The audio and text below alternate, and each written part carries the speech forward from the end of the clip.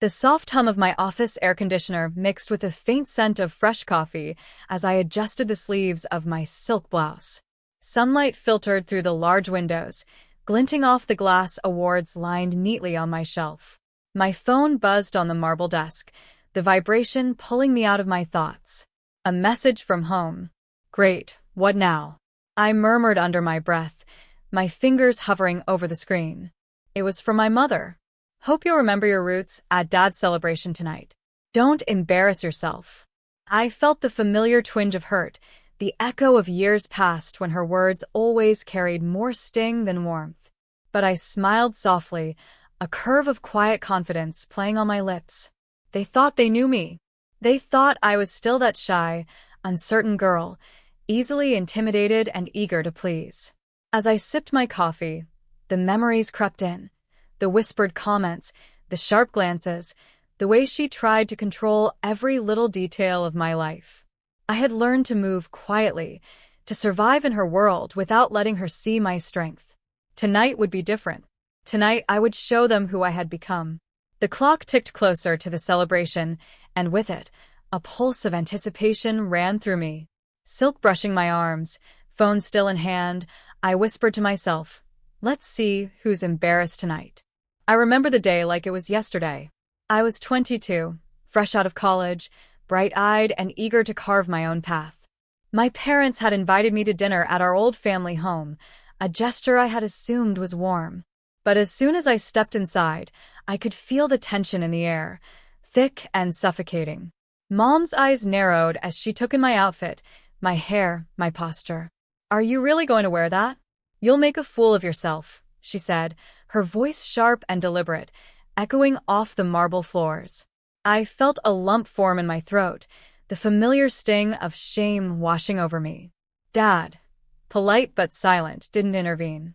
I wanted to shrink into the corner, but something inside me refused. My hands shook slightly, gripping the strap of my bag, and I realized that this wasn't just about a dress. It was about control, about proving I was less than capable. It was my grandmother who noticed. She had always been my quiet ally, the one who whispered, "You have your own light, Sarah. Don't let anyone dim it, not even your own family." She handed me a small, delicate pendant that had belonged to my mother in her youth, a symbol of strength and resilience. "Wear this," she said, "and remember who you are." Her words anchored me. That night, I walked into the living room, chest lifted, eyes steady. I answered Mom's jabs with calm confidence, refusing to crumble. Each insult bounced off me, leaving only a quiet fire in my heart. By the end of the evening, I knew I couldn't stay trapped in their world, constantly measured and found lacking. That pendant became more than jewelry. It was my armor, my reminder that I could stand alone, build my life on my own terms, and succeed without their approval. Leaving that house behind, I carried the sting of their doubt like fuel. I wasn't going to fight them head-on, but I would prove, in my own time and in my own way, that I could rise beyond their expectations. That determination became my first real step toward independence, and the seed of the woman I was destined to become. After that night, I vowed to create a life that was entirely my own. I left my family home with nothing but a suitcase, my grandmother's pendant tucked safely against my heart, and an unwavering determination to prove my worth, not to them, but to myself. The first few months were brutal. I rented a small apartment in a bustling part of the city, where the noise never stopped and the lights never dimmed.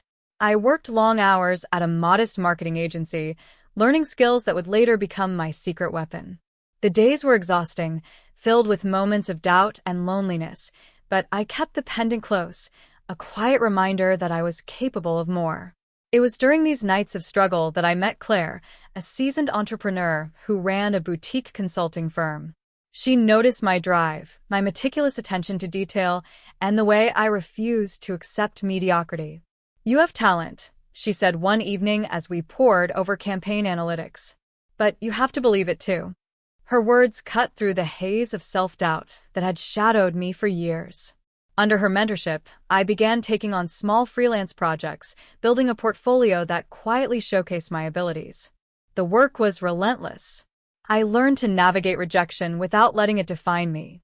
Each small success, a client impressed by my campaign strategy, a project that turned a profit, felt like a victory, yet I remained careful to keep my family in the dark. They didn't need to know how far I had come.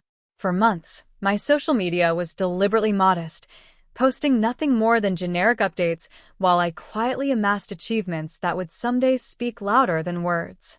I also learned the art of networking, of cultivating relationships that aligned with my vision. Every connection, every carefully nurtured opportunity became a stepping stone. I remember the first time a major client trusted me with a six-figure campaign. It felt like standing at the edge of a precipice, simultaneously terrifying and exhilarating. That was the moment I realized I was no longer the timid girl from my parents' living room. Slowly, piece by piece, I built my empire.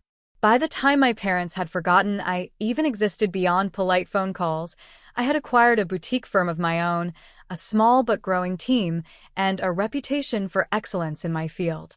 Yet, I remained invisible to them, a ghost in their perception of me as still learning and not quite there. All the while, the pendant rested against my chest, a symbol of perseverance and faith in my own abilities. I had transformed pain and rejection into a hidden strength, one that would soon demand recognition. The woman who had once trembled under her mother's judgment was now a force to be reckoned with, a quiet storm, ready to reveal herself on her own terms. The night of Dad's celebration arrived, and I stood outside the grand hall, adjusting the tailored dress that felt like armor against old insecurities. The air was warm, mingled with the faint aroma of roses and polished wood from the venue. My heels clicked against the marble floor as I walked in, each step echoing with a confidence I had earned through years of unseen struggle. Mom's eyes immediately found me. The same sharp scrutiny, the same look of expectation, but now it faltered. I wasn't the girl she remembered. I wasn't the one she could control with a single word or a pointed glance. I allowed a small, calm smile to form on my lips, feeling the familiar surge of quiet power. The room was filled with laughter, polite chatter, and the gentle clinking of glasses. Friends, colleagues, and distant relatives milled around, all oblivious to the undercurrent of tension waiting to unfold.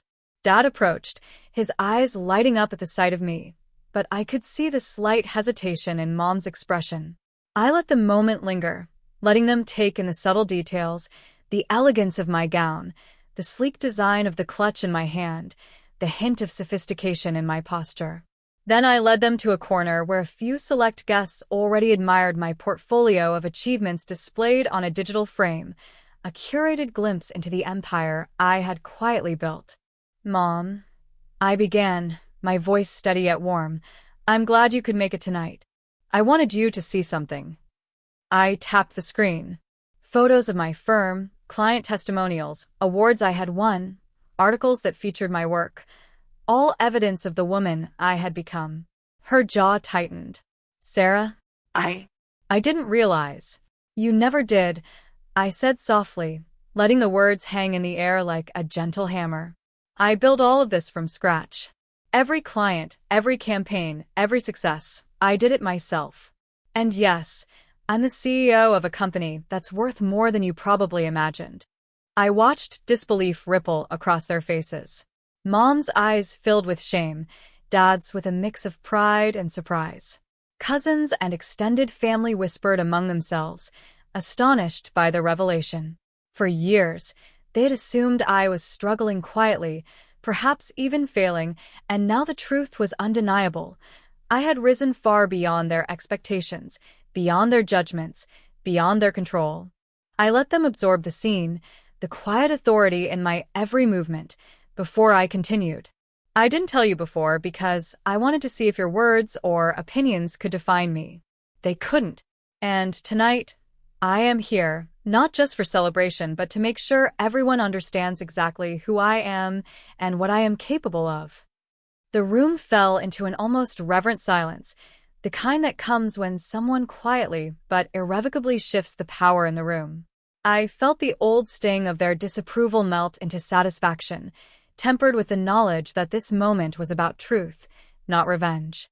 And in that silence, the seed of real respect began to take root. First for me, then for what I had endured to get here. The room was still buzzing with whispered astonishment when I decided it was time to speak again, but this time with authority that could not be ignored. I had their attention, and now I would set the terms. Mom, Dad, I began, my voice calm but firm. I'm not here to punish anyone, but things can't go back to the way they were. If we're going to move forward, it has to be differently, respectfully, honestly. I outlined my conditions carefully, one by one. Mom needed to acknowledge her attempts to control and belittle me, and she had to learn to respect boundaries. No more undermining, no more unsolicited judgment. I could see her nod slightly, the shame in her eyes mingled with something like understanding. Dad, who had often remained silent during my upbringing, now had a role to play too. I asked him to actively support our family, not just in words, but in action. To encourage, not suppress. To value effort and initiative over appearances. He listened quietly, and I could sense a mixture of pride and regret in him, like he had finally realized how much he had underestimated me. To my younger cousins, I spoke next. Stop letting fear of failure or family expectation dictate your choices, I said softly, yet with authority. Chase your own dreams, take risks, and trust that mistakes don't define you, they guide you. And to my mother, I added one final note. I can help you understand what it's like to grow in a world beyond these walls, but only if you're willing to change. Only if you're ready to stop holding me or anyone else back. Every word was measured, every pause intentional. I wanted them to feel the weight of accountability without drowning in shame. Compassion and firmness went hand in hand. I was giving them a chance to heal, to rise, but on terms that would no longer compromise my peace or my independence. I could see subtle shifts in their expressions. Mom's shoulders eased, Dad's eyes softened, and my cousins straightened slightly, inspired by the realization that life could indeed be different. This wasn't revenge, it was empowerment. It was turning years of frustration, judgment, and doubt into a blueprint for growth and mutual respect. And in that room, amidst the sparkling lights and hushed awe of family and friends, the power had shifted. I was no longer the timid girl they remembered. I was the woman who had forged her own path, survived every trial, and now offered guidance and expectation in return, not out of superiority, but from strength earned through struggle. For the first time in years, I felt the space between us filled with something rare, genuine possibility. Not just for me, but for them, too, if they were willing to meet me halfway. The celebration gradually shifted from tense curiosity to a softer, warmer energy. Mom approached me hesitantly, her eyes glistening with unshed tears. I never realized how strong you've become, she whispered. I reached out, placing a gentle hand over hers. It's never too late to change, I said, letting warmth blend with the firmness in my tone. Dad came closer, pride now unmistakable in his gaze. You've always been remarkable, Sarah, he admitted, his voice steady, sincere. I failed to see it back then. I nodded, accepting his words without letting the past linger too heavily. Change was happening, and it was enough to simply witness it. My cousin smiled at me with newfound respect, asking questions about my firm, my work, and my experiences. I shared bits of my journey, careful to inspire without boasting. Every story reminded me how far I had come, from the timid girl hiding from judgment to the woman who now commanded her life with quiet authority. Later, as the celebration wound down, I slipped into a quiet corner and touched the pendant my grandmother had given me years ago. Its smooth surface glinted in the soft light, and I realized it had not only protected me, but guided me through rejection, solitude, and the long, unrelenting climb toward independence. I looked around at my family, now listening, learning, and even starting to heal. It was a strange, beautiful moment. The tension that had haunted our relationships for so long was softening, replaced by respect, acknowledgement, and the possibility of real connection. And though I had won their admiration, I knew the real victory had always been mine, my strength, my resilience, my unwavering faith in myself. As I stepped out onto the balcony for a breath of night air, the city lights sparkling below, I whispered softly, a smile playing on my lips. I am enough. I always have been.